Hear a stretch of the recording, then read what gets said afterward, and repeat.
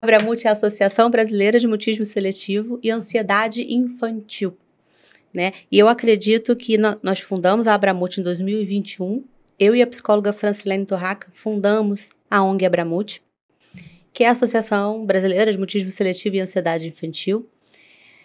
E tudo começou por conta de uma pacientinha de 3 anos que chegou ao meu consultório e depois de muitas avaliações eu cheguei ao diagnóstico de mutismo seletivo, que é um diagnóstico dificílimo de se dar pela raridade do transtorno.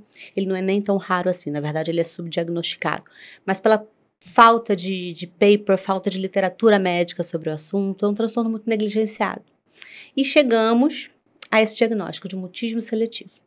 E aí eu entrei em contato com a psicóloga dela, que para minha felicidade era a minha parceira de ONG hoje, a Francilene. Nós não nos conhecíamos. O legal disso tudo foi que o mutismo seletivo nos apresentou. Legal. E a partir disso, 2 profissionais desesperadas querendo ajudar uma criança de 3 anos, a gente começou a trocar. E agora o que a gente vai fazer?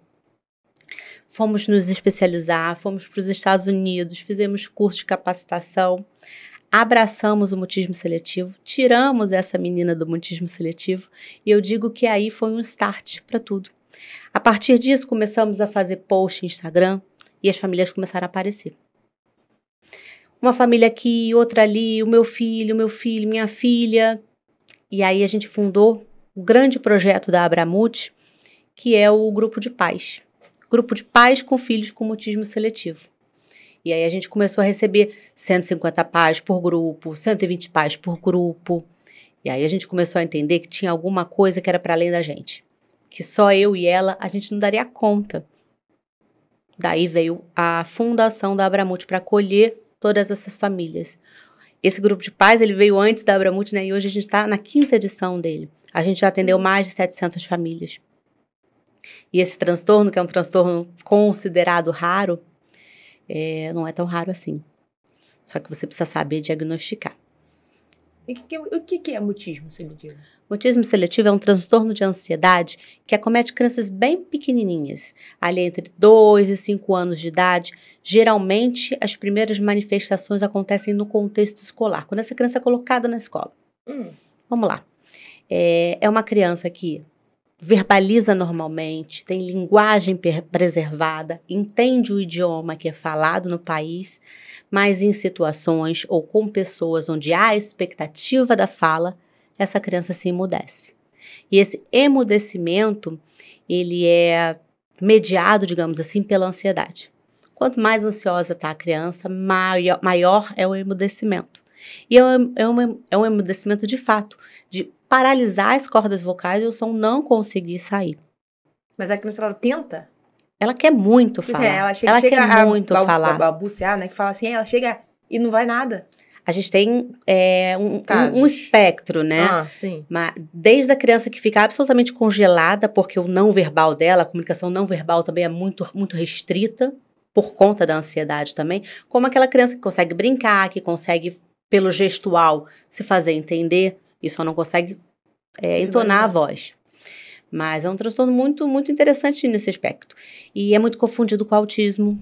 Eu ia perguntar, com quais aspectos ele era confundido? Essa questão da interação social no mutista seletivo, ela fica muito restrita.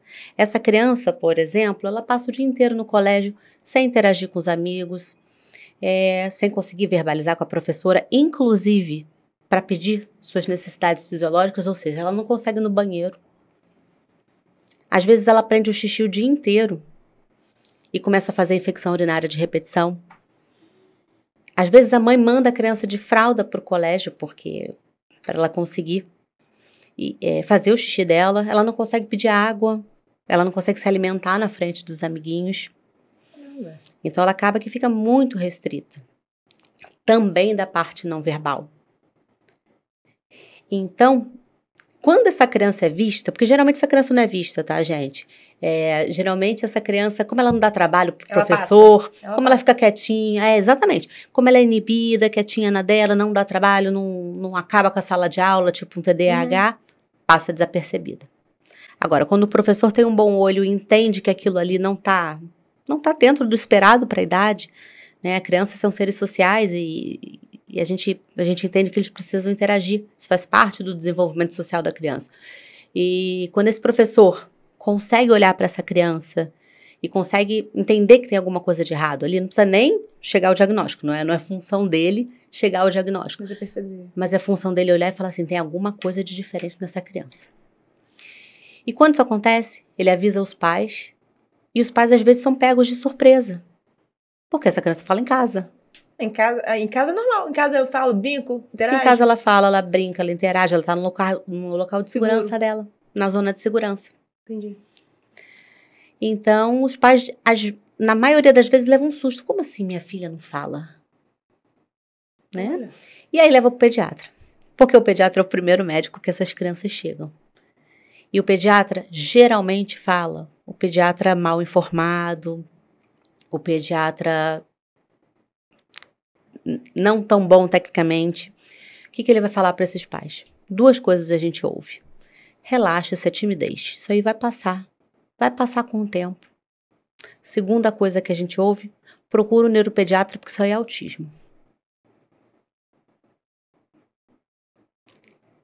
Então, é muito complicado a gente lidar com um transtorno. E é um transtorno que tem cura, é um transtorno que tem tratamento.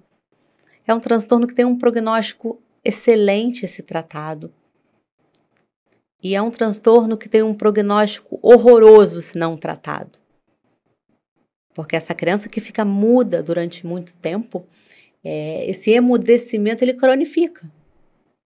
Então ela pode não conseguir falar para sempre.